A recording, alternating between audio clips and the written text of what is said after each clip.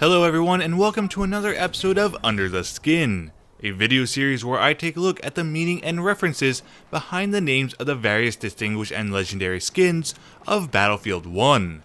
I'm Christopher, the video game historian, and with this episode, I'm going to cover Vimy-Ridge for the Huot, Yurlova for the Mosin Nagant, Warhorse for the BAR, and finally, the red tab for the Auto Revolver.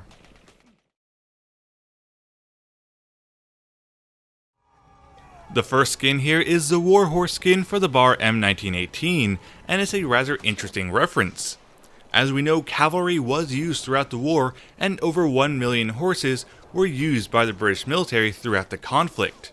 For the skin itself, it's a rather simple reference to the 1982 novel of the same name by Michael Morpurgo, along with being a clever nod to the 2011 film, which starred Jeremy Irvine, Peter Mullen, Emily Watson, Tom Hiddleston, and Benedict Cumberbatch, just to name a few.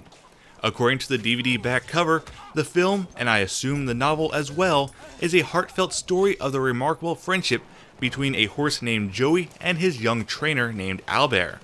The film follows the adventure of the horse after the war forces the pair apart, and how he changes the lives of everyone he meets. Now, while the skin may be a reference to the movie and the book, horses were used quite frequently throughout the war, and had 4 main roles that they were used in.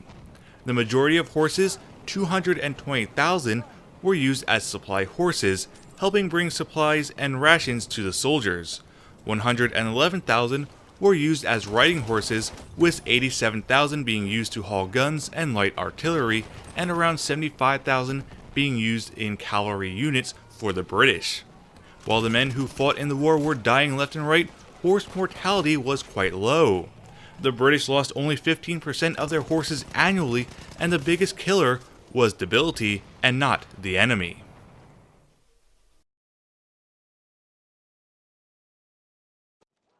The next skin is a Yurlova skin for the Mosin Nagant, and named after noted child soldier Marina Orlova. Yurlova was born in the Caucasus Mountains in 1901, and when Russia entered the war in 1914, her father, along with the rest of her men from her village, were sent to Europe to fight. In hopes of reuniting with her father in the war, she slipped out of her village one night and hopped a military train en route to a military camp on the Turkish-Russian front.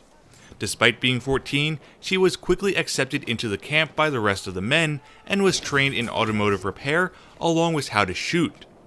During her first combat mission, her unit was dispatched to destroy Turkish-controlled bridges, but ended up being a disaster. Her unit was killed by machine gun fire, while she was simply wounded in the leg.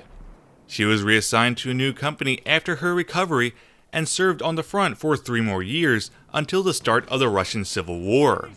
When the Tsar was overthrown in 1917, many Bolshevik soldiers began a mutiny and took over various Russian units after killing their officers.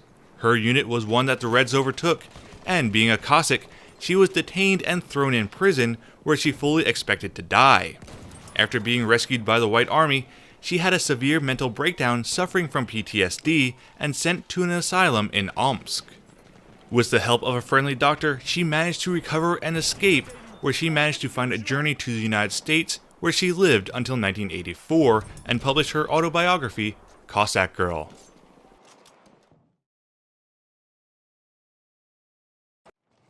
Third is the Vimy-Ridge skin for the Huot Automatic, and this is a reference to the Battle of Vimy-Ridge.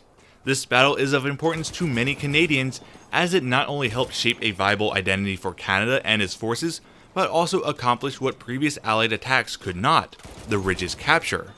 The Canadian Corps, established by the 4 Canadian divisions in the war, were banded together and given a task that no previous Allied attack had accomplished. The offensive began on a cold, brisk Easter Sunday on April 9, 1917, at 5:30 in the morning. As the troops advanced forward, they used the cover of the sleet storm to quickly and efficiently tackle and secure the objectives that needed to be taken. A sweeping barrage from their artillery guns also helped in isolating the fighting and kept the Germans from calling reinforcements. Despite many of the Canadian officers being killed in the assault, the infantrymen kept pushing on and kept advancing, taking out the German defenses. While they managed to take care of some of the defenses, Hill 145 still remained as the most prominent feature of the ridge. In a full frontal bayonet charge against mountain machine guns, the Canadian infantry were able to overrun the Germans on this hill and secure the ridge. 3 days of intense fighting later, the Canadians were finally able to claim victory in what no other Allied attack could do. This victory would then go on to help the British at Arras, which then assisted the French in their offensive.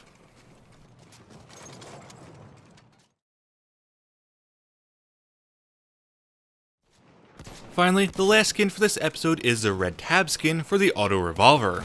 As with many of the skins, especially pistol skins it seems, these names are simple references to slang terms in the war. In the case of the Auto Revolver, the term red tab is a reference to an officer. More specifically, as defined in the book Tommy, Doughboy, and Fritz by Emily Brewer, red tabs are officers who got the nickname from the red tab worn on their collars. They were sometimes known collectively as the Red Badge of Funk. That's all for this week's episode. Hopefully you all enjoyed it, and if so, please leave a like, subscribe to my channel, and leave your comments down below. Also, don't forget to follow me on social media with Twitter and Facebook, along with the Xbox One under the name BaconRebellions, and in the Forum Feelers Platoon on the PlayStation 4. I also have a Discord server where you can talk Battlefield, history, museums, and other topics with ease and with like-minded folks. The link to that server is in the description below, and until next time I will see you on the battlefield. Das wird schwer!